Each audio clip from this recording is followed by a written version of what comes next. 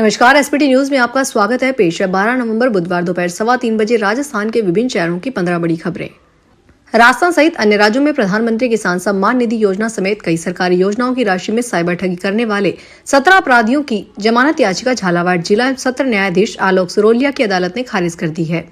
Police ने इस मामले में अब तक कुल 38 आरोपियों को गिरफ्तार किया है। इनमें से 17 ने जिला न्यायाधीश कोर्ट में जमानत याचिका दायर की थी, जिसे कोर्ट ने यह कहते हुए खारिज कर दिया कि अपराध अत्यंत गंभीर है और जमानत मिलने पर जांच में साक्ष्य प्रभावित होने की संभावना है। अमेरिका के राष्ट्रपति डोनाल्ड ट्रंप ने अपने अब तक के सख्त रुख से पीछे हटते हुए कहा कि देश को विदेशी कुशल लोगों की जरूरत है। उन्होंने माना कि अमेरिका केवल लंबे समय से बेरोजगार बैठे लोगों पर निर्भर रहकर अपनी इंडस्ट्री और टेक्नोलॉजी को आगे नहीं बढ़ा सकता। एक समाचार चैनल को दिए एक इंटरव्यू में ट्रंप ने कहा कि अमेरिका को अपने उद्योगों और रक्षा क्षेत्र में विशेषज्ञता वाले लोगों की जरूरत है। उन्होंने कहा, मैं सहमत हूं कि हमें अमेरिकी मजदूरों की तनख्वाह बढ़ानी चाहिए, लेकिन हमें यह टैलेंट भी लाना होगा। अमेरिका को दुनिया में आगे बनाए रखने के लिए यह जरूरी है। जयपुर शहर में सड़क सुरक्षा को लेकर परिवहन विभाग ने बड़ी कार्रवाई शुरू की है। आरटीओ प्रथम कार्यालय की ओर से 200 से ज्यादा वाहन चालकों को नोटिस जारी किए गए हैं। इनमें वे ड्राइवर शामिल हैं जिन्होंने शराब पीकर या खतरनाक तरीके से वाहन चलाया था। इन सभी मामलों में ट्रैफिक पुलिस और परिवहन विभाग ने चालकों के ड्राइविंग लाइसेंस निलंबित करने की अनुशंसा की थी। आरटीओ प्रथम राजेंद्र सिंह शेखावत ने बताया कि इन ड्राइवरों पर मोटर वाहन अधिनियम की धारा 184 और 185 के तहत नोटिस जारी किए गए हैं। अजमेर की सेंट्रल जेल में 20 साल की सजा काट रहे बंदी पर जानलेवा हमले का मामला सामने आया है। एक बंदी ने दूसरी बार चाय नहीं देने पर आवेश में आकर गर्म चाय बंदी की आंख पर फेंकी और स्टील के मग से आंख पर जानलेवा हमला कर दिया, जिससे बंदी गंभीर रूप से घायल हो गया। बंदी का अस्पताल में जेल प्रशासन की ओर से उपचार करवाया गया है। बंदी की शिकायत पर जेल प्रशासन की ओर से सिविल लाइन थाने में मामला दर्ज करवाया गया। सिविल लाइन थाना पुलिस मामले की जांच में जुटी है। भारत ने वैश्विक यात्रा मानकों को अपनाते हुए अब इलेक्ट्रॉनिक पासपोर्ट यानी ई पासपोर्ट की शुरुआत कर दी है। यह एक महत्वपूर्ण कदम है जो अब विदेश यात्रा के अनुभव को अभूतपूर्व रूप से सुविधाजनक और सुरक्षित बना देगा। यह नया यात्रा दस्तावेज बाहर से भले ही पारंपरिक पासपोर्ट जैसा दिखता हो, लेकिन इसके अंदर लगी एक माइक्रोचिप इसे सुरक्षा और गति के मामले में दुनिया में उन्नत पासपोर्टों की कतार में खड़ा करती है। इस पासपोर्ट में एम्बेडेड चिप में धारक की व्यक्तिगत पहचान की सभी महत्वपूर्ण जानकारियां जैसे पूरा नाम, जन्मतिथि, पता और फिंगरप्रिंट डेटा डिजिटल रूप से दर्ज होती है। चूरू जिले के रतनगढ़ पुलिस ने अवैध मादक पदार्थों के खिलाफ कार्रवाई करते हुए करीब 360 किलो डोडा पोस्ट छिलका जब्त कर 2 युवकों को गिरफ्तार किया है तथा उनके कब्जे से एक ट्रक को भी जब्त किया है। जब डोडा पोस्ट छिलका का बाजार मूल्य करीब 18 लाख रुपए बताया गया है। सीआई गौरव खिड़िया ने बताया कि गश्त के दौरान जब सब इंस्पेक्टर गिरधारी लाल मई पुलिस जाप्ता पड़िहारा पहुंचे तो टोल प्लाजा के पास मेगा हाईवे पर एक ट्रक खड़ा था। ट्रक के पास 2 युवक भी थे जो तिरपाल बांध रहे थे। पुलिस को देखकर ये लोग ट्रक में सवार होकर जाने का प्रयास किया तो शंका हुई। कांग्रेस ने भरतपुर सांसद संजना जाटव और महिला कांग्रेस की पूर्व प्रदेशाध्यक्ष रिहाना रियाज चिश्ती को राष्ट्रीय सचिव नियुक्त किया है। इन नेताओं को राष्ट्रीय सचिव बनाकर संबंधित राज्य के प्रभारी के साथ अटैच किया गया। संजना जाटव को राष्ट्रीय सचिव बनाकर मध्य प्रदेश के प्रभारी हरीश चौधरी के साथ अटैच किया गया। रिहाना रियाज को महाराष्ट्र प्रभारी महासचिव के साथ अटैच किया गया है। सोने चांदी की कीमतों में बढ़त लगातार बनी हुई है। बुधवार 12 नवंबर को एमसीएक्स पर सोने का भाव 1,23,943 रुपए प्रति 10 ग्राम का कारोबार करता दिखा। चांदी में भी तेजी आई है, 1,55,381 रुपए प्रति किलो पर है। डॉलर की कमजोरी और दिसंबर में यूएस फेडरल रिजर्व की ओर से रेट कट की उम्मीदों ने इन कीमती धातुओं को सपोर्ट किया, जिनसे आज भी इनकी कीमतें बढ़ी हुई दिखी। अंतर्राष्ट्रीय बाजार में भी गोल्ड लगातार चौथे सेशन पे चढ़ा है। आज स्पॉट गोल्ड 0.16% तेजी के साथ $4,120 प्रति ऑन्स पर कारोबार करता नजर आया।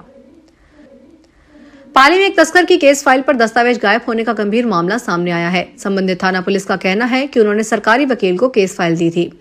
दस्तावेज कहां से गायब हो गए पता नहीं। पुलिस ने मामला दर्ज कर जांच शुरू कर दी है ताकि पता चलाया जा सके कि तस्कर की केस फाइल थाने में कोर्ट तक पहुंची। इस बीच दस्तावेज कहां गायब हो गए और किसने गायब किए।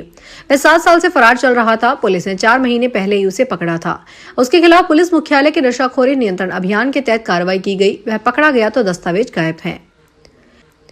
अलवर जिले के गोविंदगढ़ थाना क्षेत्र में ऑनलाइन ठगी के खिलाफ चलाए जा रहे ऑपरेशन साइबर संग्राम के तहत एक साइबर ठग को गिरफ्तार किया गया है।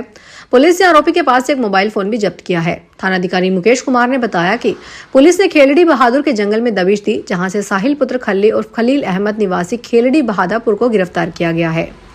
आरोपी सोशल मीडिया पर सस्ते दामों पर लैपटॉप बेचने का झांसा देकर लोगों से ऑनलाइन ठगी करता था। राजस्थान के देचू फलौदी सड़क मार्ग पर आज बुधवार सुबह एक स्विफ्ट कार और ऊंट के बीच में टक्कर हो गई। टक्कर इतनी जबरदस्त थी कि ऊंट कार की छत तोड़कर अंदर बुरी तरह फंस गया। इस हादसे में कार चालक को मामूली चोटें आई हैं, जबकि ऊंट भी घायल हुआ है। यह घटना कोलू बाबूजी गांव के पास हुई है। प्रत्यक्षदर्शियों के अनुसार कार फलौदी से देचू की ओर जा रही थी, तभी अचानक एक ऊंट सड़क पर आ गया और कार से टकरा गया। हादसे में स्विफ्ट कार पूरी तरह क्षतिग्रस्त हो गई। हालांकि कार चालक सुरक्षित बाहर निकलने में कामयाब रहा और उसे केवल मामूली चोटें आई है। राजस्थान में national means cum merit scholarship परीक्षा 16 नवंबर को आयोजित की जाएगी। परीक्षा दोपहर 2 बजे से शाम 5 बजे तक निर्धारित परीक्षा केंद्रों पर एक ही पारी में होगी। पंजीयक शिक्षा विभागीय परीक्षाएं राजधानी जयपुर की ओर से सभी केंद्राधीशों और जिला शिक्षा अधिकारियों को इस संबंध में विस्तृत दिशा निर्देश जारी किए गए हैं। परीक्षा की गोपनीयता और निष्पक्षता सुनिश्चित करने के लिए सभी केंद्रों पर सख्त प्रोटोकॉल लागू होगा। निर्देशों के अनुसार परीक्षा अवधि में सभी कर्मचारी, अधिकारी, वीक्षक और सुपरवाइजर के मोबाइल फोन केंद्र के बाहर रखवाए जाएंगे। कंप्यूटर, इंटरनेट, वाईफाई और केंद्र के आसपास की फोटोस्टेट की दुकानें भी परीक्षा अवधि में बंद रखी जाएगी। बांग्लादेश और नेपाल में तख्तापलट होने के बाद से अलवर के किसानों को 500 करोड़ का नुकसान हो गया है। पिछले साल जिस प्याज ने 700 करोड़ का कारोबार किया था, वो इस साल घटकर 200 करोड़ का रह गया है। वहीं पूरे देश में ऐसा आधुनिक गोदाम नहीं जो अलवर की प्याज को खराब होने से बचा सके। दरअसल बांग्लादेश में 1 किलो प्याज की कीमत 100 रुपए, नेपाल में 70 से 100 रुपए और पाकिस्तान में 200 रुपए प्रति किलो तक है। लेकिन इन तीनों जगहों पर प्याज का एक्सपोर्ट बंद पड़ा है। ऐसे में अलवर की प्याज देश में 1 रुपए से लेकर 8 रुपए तक बिक रही है। उत्तर भारत में पहाड़ी इलाकों में हुई बर्फबारी का असर अब राजस्थान में साफ दिखने लगा है। कई जिलों में तापमान 10 डिग्री सेल्सियस से नीचे पहुंच गया है। मौसम विभाग ने प्रदेश में 4 दिन तक शीतलहर चलने का अलर्ट जारी किया है। राजस्थान के कई शहर इस समय उत्तर भारत के पहाड़ी राज्यों में भी ज्यादा ठंडे हो गए हैं। शिमला का न्यूनतम तापमान 8.4, मंडी का 8.8, मसूरी का 8, देहरादून का 11.8, जम्मू का 11.4 और कटरा का 10.4 डिग्री सेल्सियस दर्ज हुआ है। वहीं सीकर, फतेहपुर और नागौर का तापमान इन सभी शहरों में कम रहा। मौसम विशेषज्ञों का कहना है कि राजस्थान में इतनी जल्दी सर्दी का असर देखना असामान्य है। नागौर जिले में न्यूनतम समर्थन मूल्य पर सरकारी खरीद शुरू नहीं होने से किसानों को भारी आर्थिक नुकसान झेलना पड़ रहा है। पहले बारिश से फसलें खराब हुई, अब मंडी में बढ़ती आवक के कारण प्लेटफॉर्म कम पड़ गए हैं।